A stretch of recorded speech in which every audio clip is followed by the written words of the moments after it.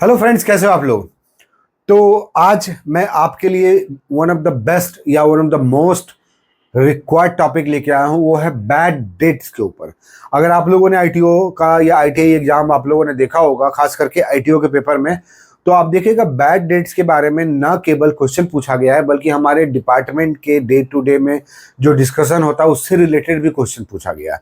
Means bad debt क्या है, कैसे अकाउंट्स में बुक किया जाता है, इसके ओल्ड प्रोविजंस कैसे हैं या उसका क्या ट्रीटमेंट होता है, न्यू प्रोविजन कैसे बनाया जाता है, उसका उसका जो रूप है या उसका जो ट्रीटमेंट है वो पीएल अकाउंट में कैसे लिया जाता है, बैलेंस शीट में कैसे। मतलब बेसिकली बैड डेट्स जो है एडजस्टमेंट होता है, और वो पीएल अकाउंट और बैलेंस शीट दोनों में ही देखने को मिलता है ना।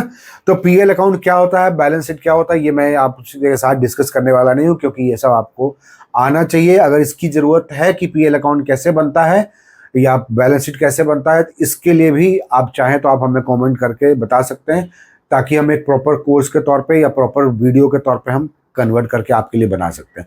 फिलहाल बैड डेट्स क्या होते हैं, है ना। आप लोगों ने पढ़ा होगा बैड डेट्स।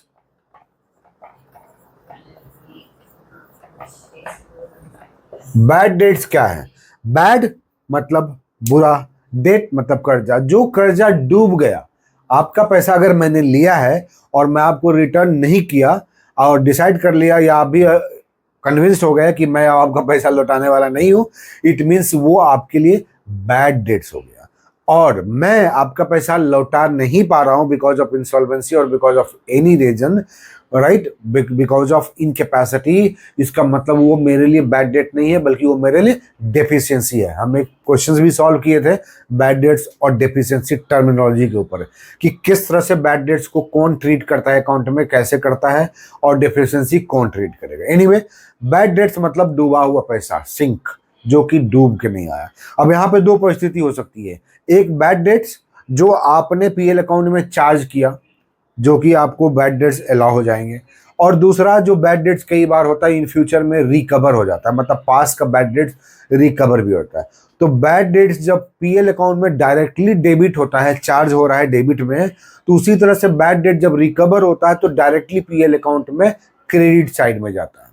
क्लियर? क्योंकि जो बैड डेट्स आपने डिक्लेयर कर दिया, null and void, nil bad debts amount जो था, वो अब वहां से उसके अकाउंट में क्रेडिट नहीं कर सकते। एग्जांपल के तौर पे अगर मान लीजिए से ए से 500 रुपया आना था, है ना, कब? तो 24-25 के फाइनेंशियल ईयर में आपने वेट किया, 24-25 में भी दिखाया, 25-26 में दिखाया, फाइनली 25 में आके आपने बोला कि अब ये मेरा बैड डेट है, ये मेरा पैसा नहीं देगा। करेक्ट? तो इसने आपने इसे बैड डेट के तौर पे बुक कर दिया। अब आते हैं कि हो सकता है 26-27 में आके ये पता चला कि ए से पर्टिकुलर अमाउंट, या तो 500 पूरा का पूरा, 500 रुपीज, या 300 रुपीज, या 200 रुपीज। तो जो भी अमाउंट है, मान लीजिए कि 300 रिकवर हो गया, तो दिस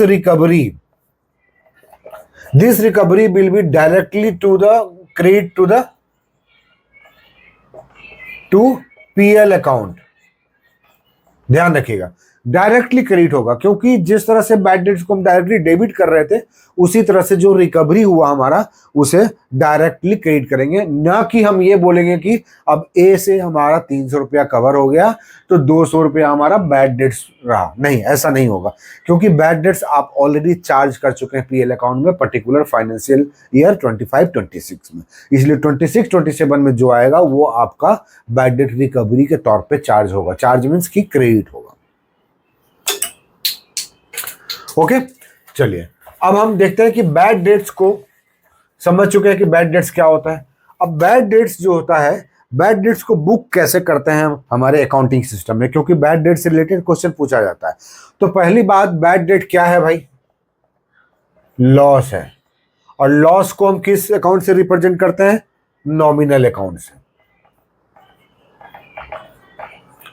नॉमिनल अकाउंट से। और नॉमिनल अकाउंट का रूल क्या होता है? डेबिट ऑल एक्सपेंसेस और loss, credit all income slash gain. Clear? तो ये हमारा नॉमिनल अकाउंट का है। तो बैड डेट्स एक लॉस है, लॉस एक नॉमिनल अकाउंट होता है, और नॉमिनल अकाउंट का रूल ऐसा है। तो जब जर्नल एंट्री करेंगे, जब इसको अकाउंट्स में एंट्री करना होता है, तो हम क्या लिखेंगे? Bad debts debit to debtor या क्रेडिटर। डेटर का नाम आएगा और XX। क्यों? क्योंकि जिससे हमको पैसा लेना था, सन्ड्री डेटर जैसे बोलते हैं ना, डेटर मतलब जिससे पैसा लेना है। तो ये जो है हमारे अकाउंट्स में जर्नल एंट्री के तौर पे देखने को मिलता है। बैड डेट्स डेबिट, और अच्छे से लिख देता हूं DR, डेबिट, और ये क्रेडिट है, तो बैड डेट इस तरह से बुक करते हैं। क्लियर? और जब PL अकाउंट में, प्रॉफिट एंड लॉस अकाउंट में हमें चार्ज करना होता है, तो फिर से इसी तरीके से PL account XX to bad debts XX, ये हुआ चार्जिंग टू PL अकाउंट, ये जर्नल एंट्री। क्लियर? तो इस तरह से हम लोग, अब यहां पे देखिएगा कि एडजस्टमेंट कहां कहां होता है, तो ये आप नोट करना है तो स्क्रीनशॉट ले लीजिए, ताकि आपको पता चले। इस तरह से क्वेश्चन पूछे जाते हैं। प्रीवियस ईयर में क्वेश्चन में ही पूछा गया है कि सो एंड सो पर्सन से इतना अमाउंट लेना था, इतना बैड डेट्स हो गया, तो जो बचा हुआ अमाउंट है वो रिकवर हो गया, तो हमारा बैड डेट्स इतना हुआ या कितना हुआ, ये भी क्वेश्चन पूछा सकता है। या इस तरह से जो बैड डेट अमाउंट हुआ है उसको हम जर्नल में एंट्री कैसे करेंगे, डेबिट क्रेडिट क्या करना है। तो यही कुछ पॉइंट जो है आपका बार बार आएगा। चलिए अब हम यहां पे देखते हैं कि एडजस्टमेंट की बात करते हैं कि एडजस्टमेंट कैसे होता है। हमारे PL अकाउंट में तो डेबिट में चला गया, अब इससे रिलेटेड जो क्वेश्चन पूछा जाएगा, लिखा रहेगा सन्ड्री डेटर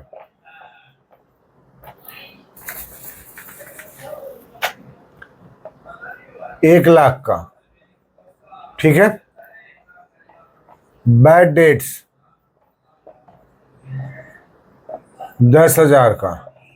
क्लियर? अब इसका एडजस्टमेंट हम स्टार्ट से बेसिक से बता रहे हैं। इसका एडजस्टमेंट, तो पहली बात तो सन्ड्री डेटर मतलब, सन्ड्री मतलब मिसलेनियस, तो सन्ड्री डेटर मतलब अलग अलग डेटर से, ये नहीं कि सिर्फ X से या A से या B से या C से। तो सन्ड्री डेटर टोटल 1,00,000 है और बैड डेट्स 10,000 है। क्लियर? अब यहां पे बोला गया, क्वेश्चन में बोलेगा कि create provision for bad debts at 10%। बस ये क्वेश्चन रहेगा। अब PL अकाउंट में और बैलेंस शीट में, या बैलेंस शीट में होता है या नहीं, उस चीज पे हम लोग कॉन्सेंट्रेट करेंगे। तो सबसे पहले देखिए, इस तरह का एलिमेंट जितने भी होते हैं, तो कहाँ कहाँ एंट्री, देखिए बैड डेट्स PL अकाउंट में जाता है, डेटर बैलेंस शीट का पार्ट है, क्योंकि डेटर मतलब पैसा आया नहीं है, बिल जैसे होता है ना, रिसीवेबल अमाउंट है, तो receivable is always an asset, तो एसेट का ट्रीटमेंट किया जाता है, तो वो बैलेंस शीट में रहेगा। इसका मतलब ये हुआ कि सन्ड्री डेटर से रिलेटेड जो भी एंसिलरीज एक्सपेंसेस है, लाइक बैड डेट्स के तौर पे या प्रोविजन के तौर पे, वो सारे जो है PL account as well as balance sheet दोनों को ही अफेक्ट करेगा। ध्यान रखिएगा, दोनों में ही एडजस्टमेंट देखना होता है। अब जब PL अकाउंट में हम करेंगे, तो सबसे पहले देखिए बैड डेट्स कितना है। मान लीजिए कि ये PL अकाउंट है, तो हम बैड डेट्स लिखेंगे एक्सपेंसेस, ये डेबिट और ये क्रेडिट। तो बैड डेट्स कितना है? 10,000। क्लियर? अब इसमें कुछ भी नहीं दिया है, बैड डेट्स 10,000 दिया है, और इधर राइट साइड में, क्रेडिट साइड में कुछ नहीं होगा क्योंकि ये एक्सपेंसेस है। अब वहीं पे बैलेंस शीट की बात करते हैं। बैलेंस शीट, यहां लायबिलिटी और ये एसेट, यही होता है ना। तो सन्ड्री डेटर क्या है? हमारा एसेट है, तो आप यहां लिखिएगा सन्ड्री डेटर 1,00,000 रुपया। करेक्ट? अब create provision for bad dates 10%, है ना, create provision for bad dates 10%। तो क्या होगा? प्रोविजन क्या होगा कि हम इसे कहां लगाएंगे? पीएल अकाउंट में लगाएंगे। हमारा बैलेंस शीट में 1 लाख सन्ड्री डेटर है, मतलब सन्ड्री डेटर ही रहेगा। तो अब यहां पे आते हैं, एड प्रोविजन 1 लाख पे 10%, मतलब 10,000। इस तरह से हमारा 20,000 का पीएल अकाउंट में चार्ज होगा, और यहाँ पे सिर्फ 1 लाख का यहाँ पे डेबिट में एसेट साइड में रहेगा। तो इस तरह से बैलेंस शीट में एंट्री होती है। लेकिन अगर इसी क्वेश्चंस को हम और ऐड करते हैं थोड़ा सा, ताकि आपको और क्लैरिटी आ जाए, create provision for bad debt 10%, और उसमें लिखा रहेगा further bad debts of rupees, इसका हम लोग 5,000 कर देते हैं, है ना। तब अब यहां पे देखिएगा कि क्या करना है। फिर से पीएल अकाउंट हम बनाएंगे, ये क्रेडिट साइड, ये डेबिट साइड। तो सबसे पहले बैड डेट्स बीडी 10,000, क्लियर। उसके बाद बोलता है ऐड फर्दर बैड डेट्स, मतलब 5,000 जो है और भी। अब ये जो बैड डेट लिखा हुआ है, इसका मतलब है कि ये सन्ड्री डेटर जो 1 लाख है उससे ऑलरेडी माइनस हो चुका है। बैड डेट्स जो डिक्लेयर होता है वो ऑलरेडी माइनस हो चुका होता है, इसलिए इसमें कोई फर्क नहीं पड़ा पहले क्वेश्चन में। लेकिन जब यहाँ बोला गया कि create provision and further bad debts of 5,000, इसका मतलब है कि एक बार और बचे हुए 1 लाख में से भी 5,000 और जो है बैड डेट हो गया। तो यहाँ पे लिखिए प्लस, ऐड कर दीजिए, ऐड वर्ड लिखिएगा आप, मैं प्लस कर रहा हूं, 5,000 कितना हो गया टोटल, 15,000, है ना। Bad debts 15,000। अब यहां पे देखिएगा कि प्रोविजन जो है, हमने प्रोविजन की बात किया है क्वेश्चन में कि 10% प्रोविजन। तो 10% जो प्रोविजन क्रिएट होगा, यहाँ पे पहला वाला क्वेश्चन में हम लोग लिखेंगे प्रोविजन 10,000, तो 90,000 का डेट था पहला क्वेश्चन में, जो हम लोग इसके पहले जस्ट सॉल्व किए।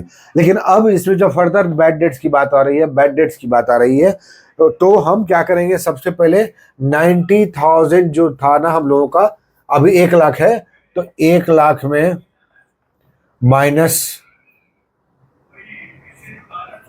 5,000 कर देंगे, तो 95,000 बचा, और इस पर प्रोविजन क्रिएट करेंगे कितना, 10% के अनुसार।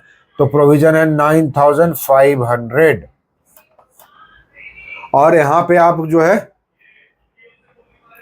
9,500 ऐड कर दीजिए, तो कितना हो जाएगा, 2 2 5 9 इधर 14 4 बाकी 1,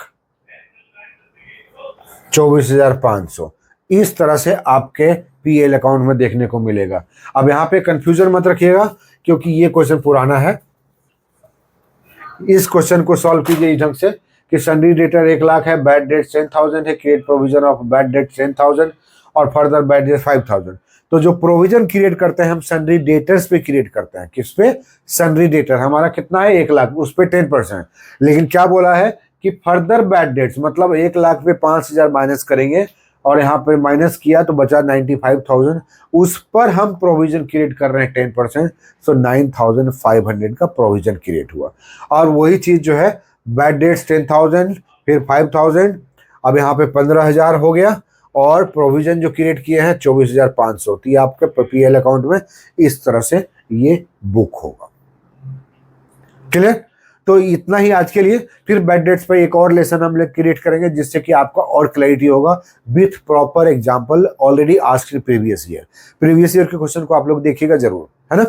सो stay tuned to this Eco Law channel and do not forget to like, share and subscribe. Thank you.